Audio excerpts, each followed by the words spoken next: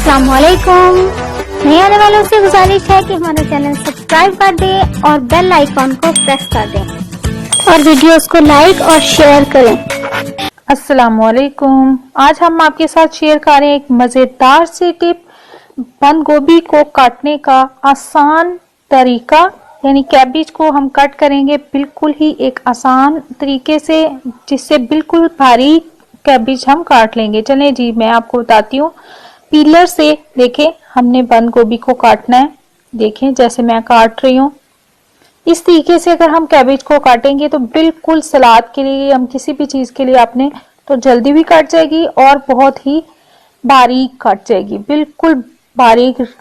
देखें कट रही है। इसी तरह मैंने पूरा ये देखें बंद गोभी का फूल जो है वो काट लेना है। ये देखें ऐसे, इसी तरह मैंने ये पूरा काट लिया है। मुझे यकीन है आपको मेरी ये टिप और जो है टोटका पसंद आएगा। आप हमारे चैनल को सब्सक्राइब कर दें और हमारी वीडियोस को ज़्यादा से ज़्यादा इसे शेयर करें, इससे हमारी हौसला अफजाई होगी और हम मज़ीद आपके लिए अच्छी अच्छी वीडियोस लाते रहेंगे।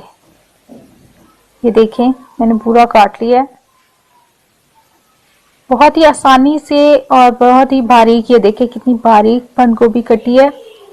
ये देखें बहुत ही बारीक और बहुत ही फाइन चॉपिंग हुई है इसकी।